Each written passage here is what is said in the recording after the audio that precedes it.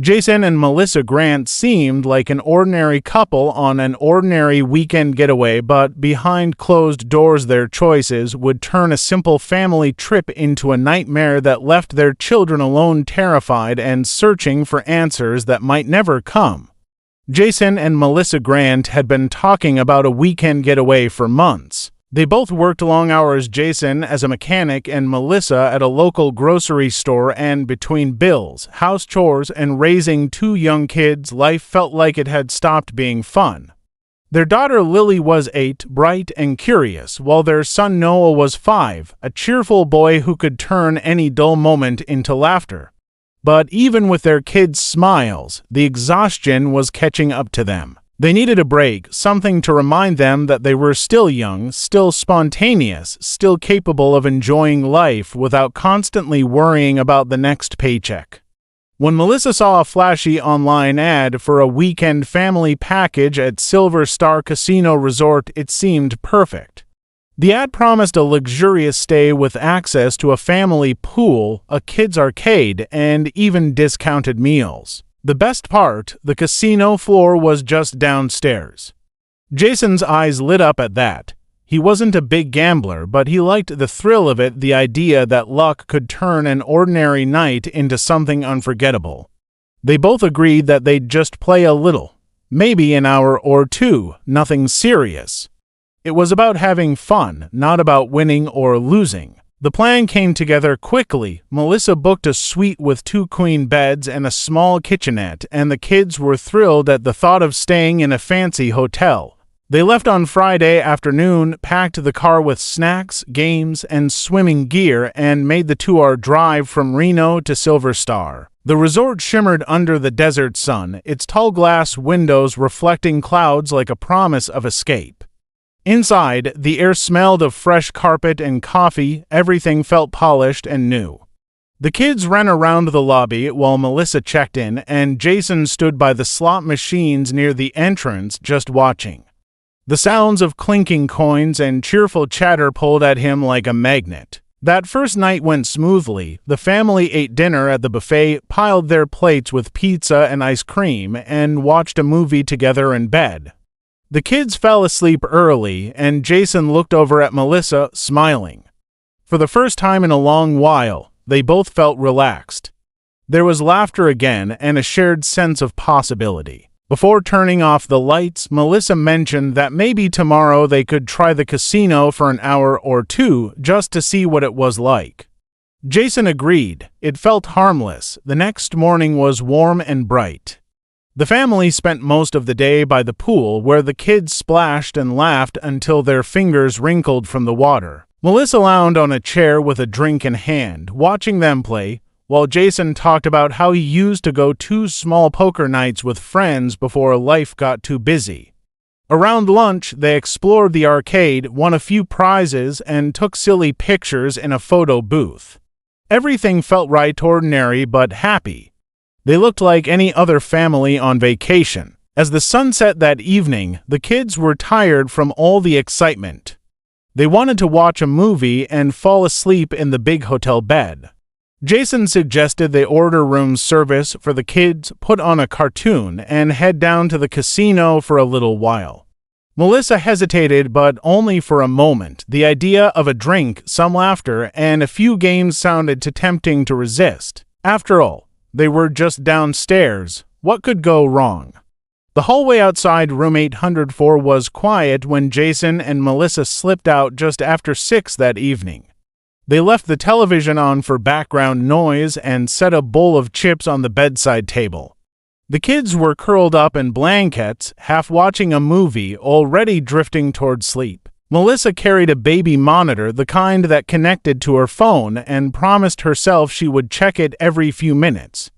Jason reassured her that everything was fine. They were only going downstairs, after all. The elevator ride to the casino floor felt like a small adventure, a private secret between 2 tired parents ready to feel young again. The moment they stepped into the casino, the noise and lights swallowed them whole. Music thumped softly beneath the steady rhythm of slot machines, and the air buzzed with energy. The smell of alcohol and perfume mixed with a faint trace of cigarette smoke, the signature scent of every gambling floor. Jason bought them both a drink while Melissa looked around, dazzled by the glittering chandeliers and people cheering at the tables. They started with a few easy baits, laughing when they won small amounts, shrugging when they lost. The hours blurred quickly. The screen on Melissa's phone stayed dark, the monitor app open but untouched on the table beside her cocktail glass. By 9 o'clock, Jason was at a blackjack table, his focus tight and serious. He'd won a few $100s and didn't want to stop. Melissa sat beside him, cheering quietly, sipping her drink, telling herself they'd go up soon. But every time they thought about leaving, another hand tempted them to stay. Just one more round, just one more chance to double the winnings. Time lost its shape inside the casino's golden glow. The clocks were hidden, the music steady, and the drinks never stopped coming. The longer they stayed, the easier it was to forget the small world waiting for them upstairs. By midnight, the baby monitor app had disconnected from the weak hotel Wi-Fi, flashing an unnoticed red alert. Upstairs, Lily had woken from a dream and realized her parents weren't there. She whispered for them, checked the bathroom, peeked into the hallway, then crawled back into bed next to her brother, clutching her stuffed rabbit. Noah stirred, asked where Mom was, and drifted back to sleep. The movie had ended long ago, leaving the room lit only by the blinking standby light of the TV. Downstairs, Jason's luck began to turn, the small wins became losses, and he kept playing to recover them. Melissa tried to pull him away, but his expression hardened. He needed one more hand, just one good hand to make things right again. She followed, tired but unable to walk away. The casino was a maze of hope and noise, and they were lost in it. Hours passed unnoticed. The drinks blurred into a haze of half-remembered laughter and quiet frustration. At nearly 3 in the morning, Melissa finally checked her phone and saw the dark monitor screen. She frowned, confused, and nudged Jason, but before they could move, the dealer smiled and dealt another hand. The sound of cards sliding across felt louder than everything else. They stayed. Upstairs, the hallway was silent again except for the faint hum of the air conditioner and the soft sound of a little girl crying into her pillow, waiting for footsteps that never came. The first sign that something was wrong came from a faint sound in the early hours of the morning. A guest walking back to their room heard it through the quiet corridor, a soft, uneven cry that seemed to come and go. At first, they assumed it was just a child having a bad dream, but as the crying grew louder, it was clear something wasn't right. The guest hesitated outside room 804, listening, then called down to the front desk to report it. Within minutes, a security guard and a hotel staff member were sent up to check. When they knocked, there was no response. The crying stopped for a moment, replaced by silence. Then came a small, muffled voice, followed by the sound of something falling to the floor. The staff exchanged glances. Another knock. Still nothing. Using a master key, they opened the door and stepped inside. The room smelled faintly of popcorn and spilled juice. A half-eaten tray of room service sat on the table, the television still flickering with static.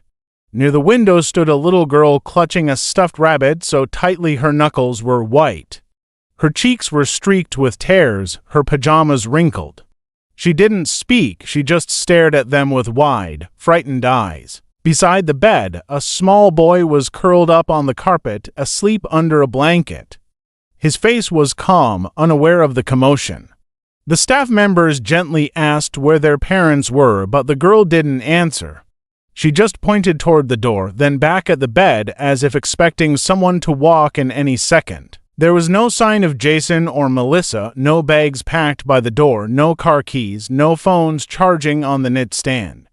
Only the children, the glow of the television, and the stillness of a room that had been waiting far too long. Security radioed for assistance, and within 15 minutes, police officers arrived. They documented the scene carefully, speaking softly so as not to scare the children. The officers noted that the parents' wallets and purses were missing, along with Jason's leather jacket and Melissa's phone charger. Everything else looked untouched. The beds were unmade, the windows slightly open, letting in the hum of the highway below. The officers asked the front desk for check-in details and began scanning surveillance footage immediately. In the control room, the video told a clear story. At 6:17 p.m., Jason and Melissa were seen leaving the elevator hand in hand, heading toward the casino floor. Hours later, around 3 a.m., the same cameras captured them again, this time laughing, clutching casino vouchers, and moving toward the cashier's desk. They appeared carefree, unaware that their children had been found alone upstairs. After cashing out, they disappeared into a service corridor near the loading dock and never came back through the front entrance. There were no signs of panic, no struggle, nothing to suggest danger. Just a calm walk into the shadows behind the casino. Back in room 804, Lily sat quietly on the edge of the bed while an officer handed her a small cup of water. Her brother slept soundly, still unaware that the people who had promised to come back were gone. The officer looked around the room once more, the forgotten toys, the untouched snacks, the faint glow of the monitor on the table, and realized this was not a moment of carelessness. It was the beginning of something much darker. Detectives began their investigation before dawn, starting with the casino's security footage and transaction logs. Jason and Melissa Grant had checked into the Silver Star Casino Resort under their real names, paid with a debit card linked to their joint account, and shown no signs of distress. Everything about them looked ordinary, a tired couple trying to enjoy a night away. But when investigators traced the footage from the moment they left the elevator to the last frame near the loading dock, things began to look less innocent. Their laughter seemed strained, their movements rushed. They weren't stumbling from alcohol or celebrating a win, they were leaving with purpose. Police examined the cash-out slips and discovered that Jason had turned in over $10,000 in chips just before disappearing. That money hadn't been deposited into their bank account. The trail went cold within hours of their last appearance. Detectives checked nearby traffic cameras and found nothing, no sign of the Grants' gray sedan leaving the resort that night. Their vehicle wasn't discovered until 2 days later, abandoned near the Nevada-California border. Inside were two empty liquor bottles, a stack of casino vouchers, a motel brochure, and a crumpled note written in Jason's handwriting. It was brief, shaky, and almost unreadable. "Tell the kids we'll fix this. We just need time." The discovery of the note shifted the tone of the investigation. At first, police believed it was a simple case of neglect, maybe panic after realizing what they had done. But soon, new information surfaced. Jason's boss revealed that he had been borrowing money from co-workers for months, claiming it was for medical bills. Melissa's sister told detectives that Melissa had confided in her about a private loan Jason had taken from someone he called Vince. He had promised to pay it back before the end of the month, and if he didn't, there would be problems. The sister assumed it was an exaggeration until now. Detectives began digging into Jason's finances and discovered multiple online gambling accounts, some under fake names. He had lost thousands of dollars in the months leading up to the trip. The resort getaway, it turned out, wasn't just a family vacation. It was likely a desperate attempt to win enough money to clear a growing debt. Melissa's involvement was less clear. Some believed she knew. Others thought she was dragged into it. Either way, by the time they left the casino that night, something had gone terribly wrong. Witnesses came forward claiming to have seen the couple arguing near the parking garage earlier that evening. One valet described them as agitated, saying Jason kept checking over his shoulder like he was being watched. Another said Melissa looked scared but quiet, holding tightly to her purse. Investigators searched the area behind the casino where they were last seen and found a cigarette butt and a torn corner of a casino voucher, but no sign of the couple. Dogs picked up a faint scent leading toward a dirt access road that connected to the highway, but it disappeared after 50 yards. For weeks, search teams combed through nearby desert areas, drainage tunnels, and rest stops. Nothing. The children were placed in temporary custody while the investigation continued. News coverage exploded, turning the case into a national headline. People speculated endlessly. Some said the Grants had fled the state to escape debt collectors. Others believed something far more sinister had happened. As the weeks stretched into months, the theories grew darker. Jason and Melissa Grant had simply vanished, leaving behind to frightened children a pile of unanswered questions and a trail that ended in the desert dust. Weeks turned into months, and the story of Jason and Melissa Grant became a headline that refused to fade. Volunteers in Reno and Las Vegas stepped forward to help care for Lily and Noah, who were placed with relatives, while social services worked to secure a more permanent arrangement. The children clung to each other in quiet solidarity, their small hands gripping familiar toys as if the presence of something familiar could protect them from the uncertainty that had entered their lives. Therapy sessions were arranged, but the questions never stopped. Where were their parents? Why had they left? The children's memories were fragmented, a haze of laughter at the pool, the warm glow of the TV, and the distant noise of the casino that had swallowed their parents whole. Then, 2 months after the disappearance, an anonymous tip came from a gas station in Arizona. The attendant described a couple who matched Jason and Melissa's description, stopping by late at night, paying for fuel in cash, and asking for directions to the next town over. When local authorities arrived, the couple was gone, leaving behind only a receipt with Grant scribbled on it. Investigators scoured nearby roads, interviewed truckers, and checked motels along the route, but every lead turned cold. It was as if the couple had vanished into thin air, leaving no trace beyond the briefest hint that they had passed through. Time passed. A year later, the case was officially listed as a missing persons investigation, but the public had largely moved on. Lily and Noah were adopted by relatives and moved to another state, far from the desert that had been the backdrop of their trauma. They began new lives, but the question of their parents' fate lingered like a shadow. Friends and extended family speculated endlessly. Some believed Jason and Melissa had fled to avoid debts, hiding under assumed names. Others feared they had met with foul play, a victim of gambling connections Jason had never revealed. No one knew for certain, and the silence left a gnawing emptiness where answers should have been. Then, 5 years after their disappearance, construction crews working on the outskirts of Las Vegas made a shocking discovery. Buried beneath a layer of dirt near an abandoned motel, workers unearthed a duffel bag filled with cash, stacks of casino chips, and personal identification belonging to Jason and Melissa Grant. The bag was intact, carefully buried, almost as if someone had intended it to be found eventually. Authorities confirmed the contents, sparking renewed interest in the case. Yet there were still no bodies, no direct evidence of what had happened to the couple, and no confession or clue as to their whereabouts. The discovery of the duffel bag reignited questions and theories. Had they staged their disappearance, intending to start over somewhere else with new identities? Or had someone else decided that their luck had finally run out and buried them in secret? Investigators reopened old leads, reviewing surveillance footage, financial transactions, and witness statements, but the trail ended at the bag.